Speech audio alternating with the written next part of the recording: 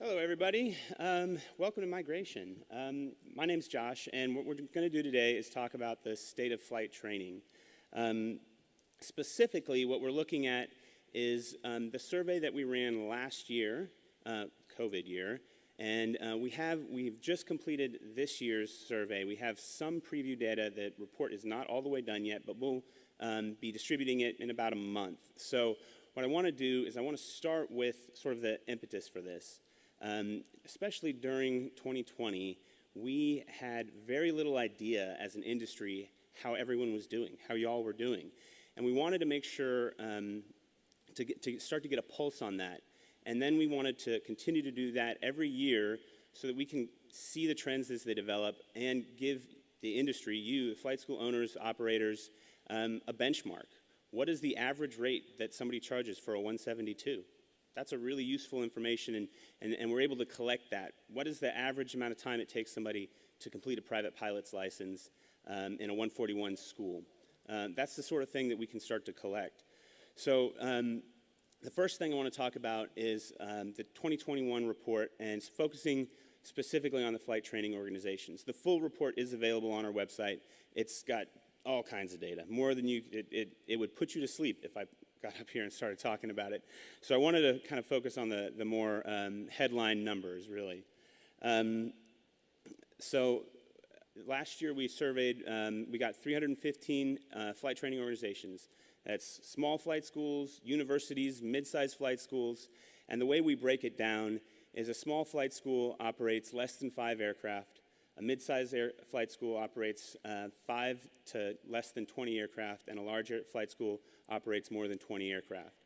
You can see, as we probably know anecdotally, the majority of flight schools are in that small category. The majority of flight schools have one location. But when we get into it, the difference between a small flight school and a large flight school is enormous. The distribution is does not follow a standard curve. When we look at what the flight schools offer, basically everybody is offering a private and an instrument course, commercial course, but we start to see a tail off as we get into the more advanced classes, and that makes sense. A lot of this really represents the fact that there are more single airplane, 1 or 2 airplane, single instructor flight schools out there that are just not able to offer multi-training or instrument training or commercial training. And roughly half of y'all have a 141 certificate, at least the ones that responded. This is where we see that real difference between a small flight school and a large flight school. Your average small flight school has 3 aircraft, 3 training aircraft. Your average large flight school has 44 training aircraft. So once you step above that 20 aircraft line, generally speaking, there are large players out there that are honestly they're buying small flight schools, and they're bringing them in into a larger flight school, adding multiple locations. And so, you know, we're not a big industry necessarily on the flight training side, but we are starting to see the things that you see in larger industries: consolidation. The successful flight schools generate a little extra capital and are able to acquire some of their less successful competitors. There's a lot of single engine aircraft out there. Not as many other things. Of the surveyed group, we had 120 or 180 AATDs. I'd love to see that at more like 1,000. If y'all can work on that, that'd be great. And everyone wants to know about what it costs. I think that's an important thing. And this is self-reported from the FTOs. I also asked the students what they were paying, and the numbers are a little different. Obviously, we get some variation in who we're actually getting to respond and that kind of thing. But you look at your training aircraft, your Cessna 172, your Piper Warrior, your average cost is about $150 an hour wet without an instructor. Your average multi-engine airplane is $330. There is a wide range. When we get a survey from a flight school in Palo Alto, their expenses are much higher. Their demographic can support a much higher hourly cost, and so that's why you start to see some of that box and whisker plot really start to extend on some of these. Your average AATD, like an FMX or an MCX, is renting for $67 an hour. I think that's a kind of a rounding area. It's $70 an hour, honestly, is about the right number around the country. Instructors. We broke it down into a management CFI, like a check pilot or a chief pilot, and then line instructors, full-time and part-time.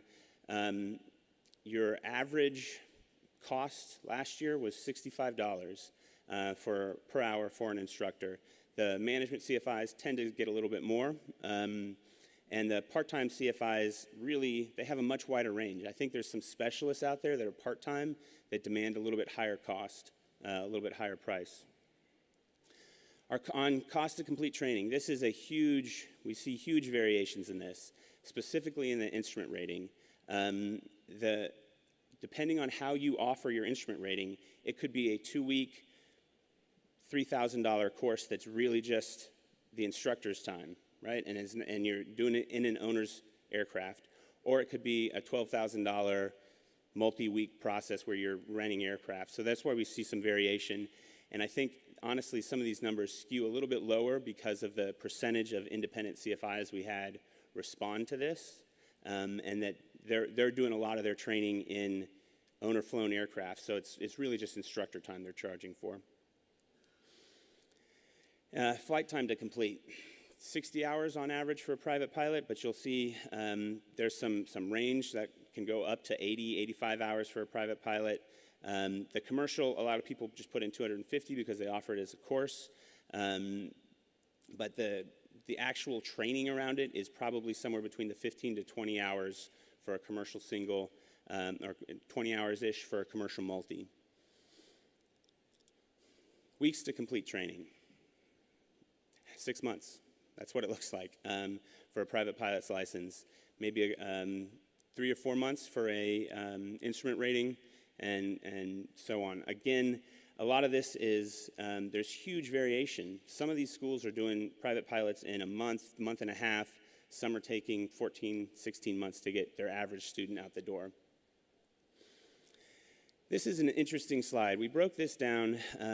We asked flight schools and independent CFIs to rate how well they did in 2020 on a 5-star scale, right? 5 being best, 1 being awful.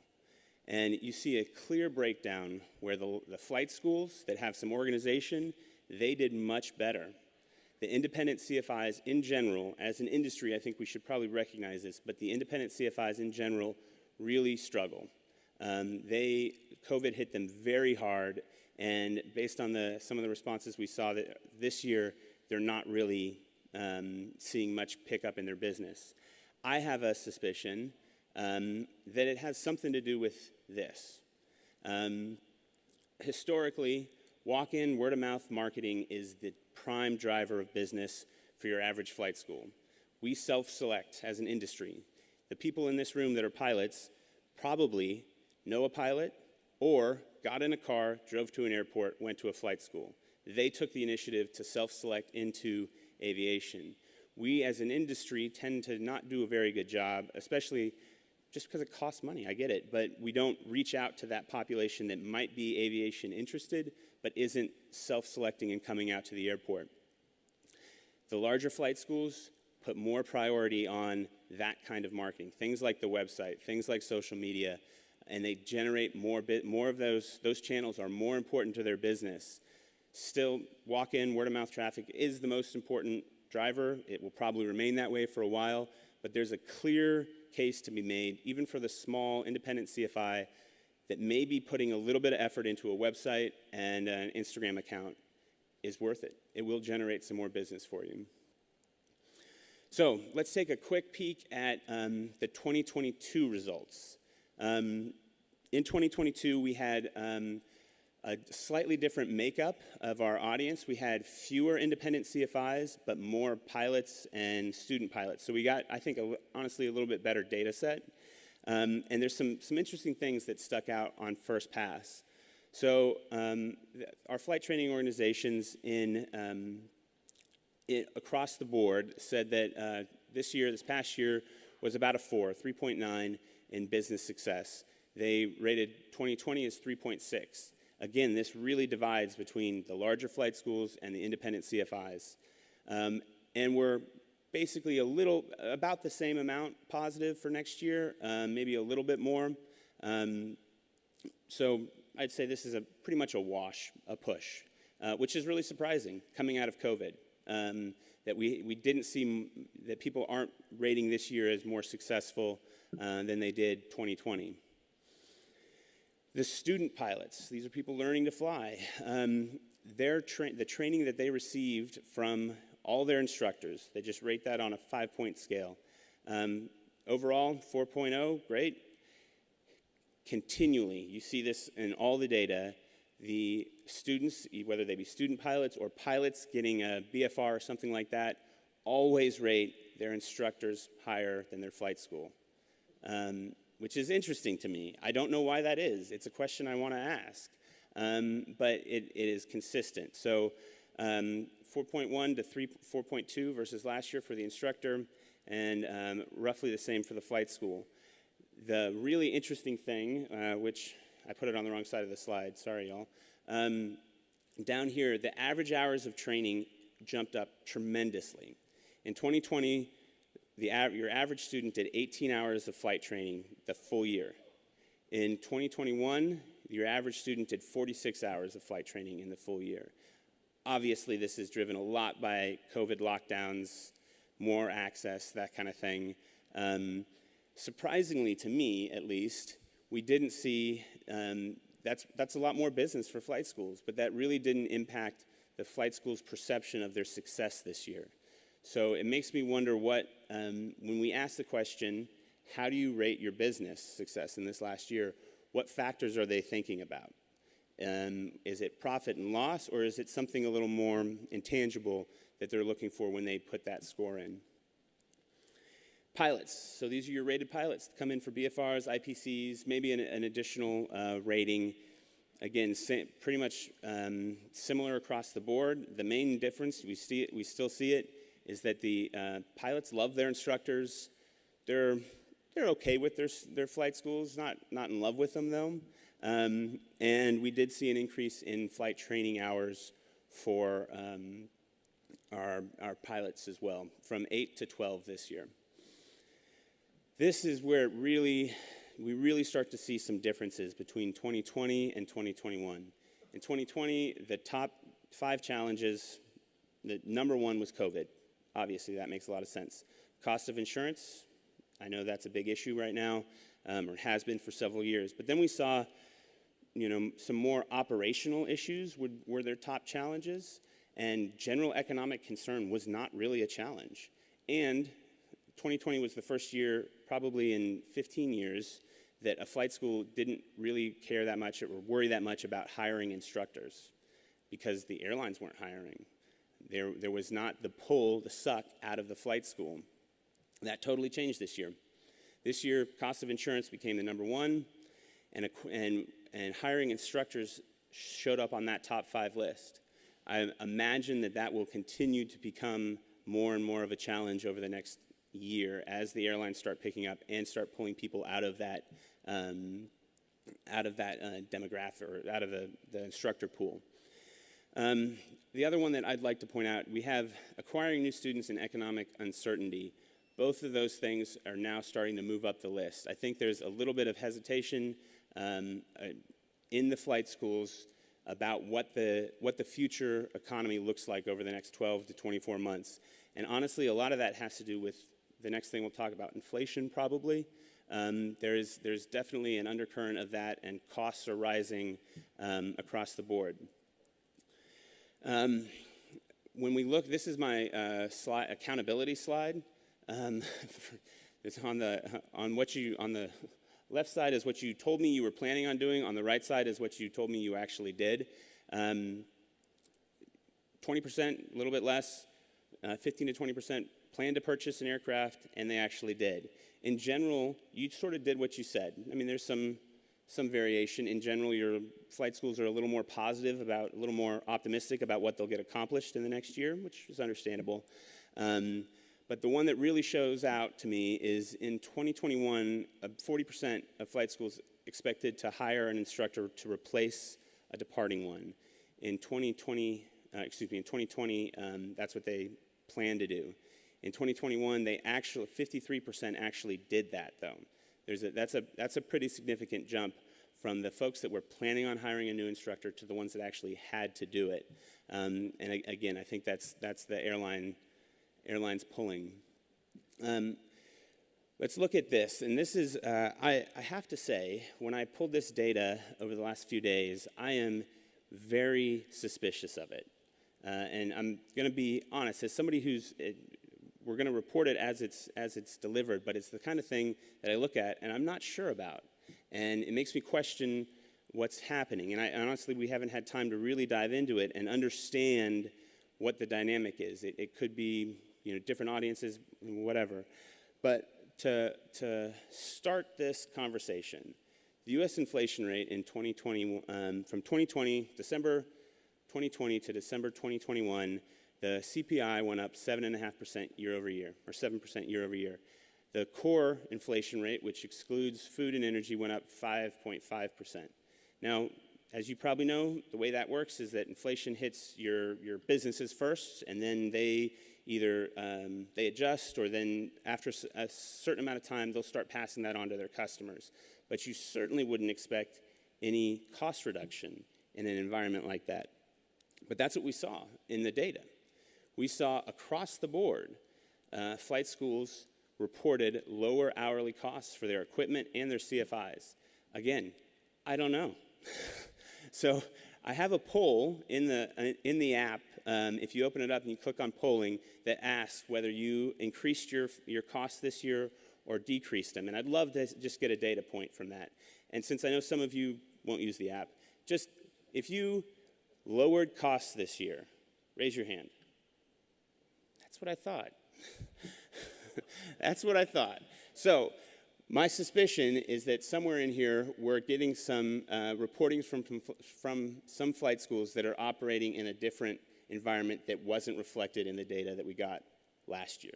So we'll dive into this and understand it.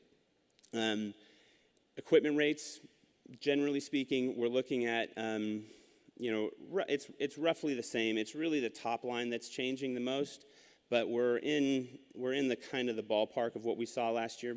But it's just odd to me that we did see, and I mean, these are 300 and plus data points. So to get a couple dollar shift does take a significant, a fairly significant and consistent trend. Now this is my, I'm about to get on my bandwagon. Sorry, y'all. There is a disagreement in the industry about the simulator value and the value of a simulator in training. And I don't mean in this room, and I don't really mean about the people that provide training, CFIs. CFIs are actually pretty consistent that they don't think the simulator adds that much value unless it's instrument training. The problem is the students disagree. Across the board, student pilots think the simulator is going to be more valuable in their training than their CFIs do. The owners, operators of flight schools tend to value the simulator a little bit more, but it's consistent. The students really think it's the valuable tool.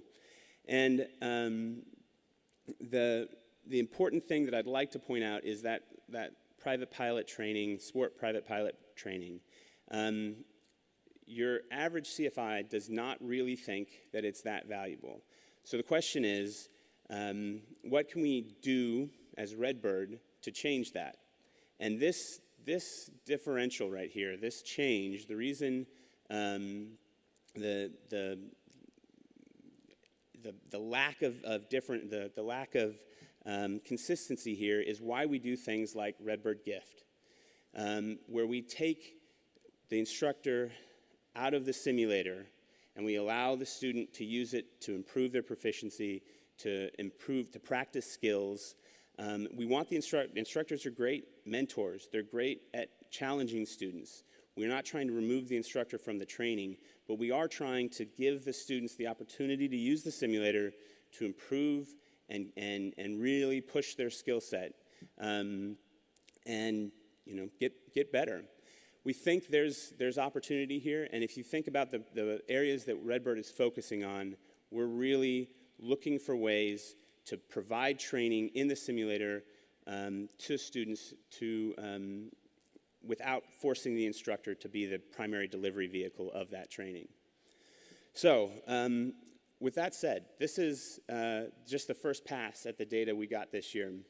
In about a month, we'll release the additional data, and you will all get emails from me, I promise. And we'll do webinars and reports and all the things. Thank you.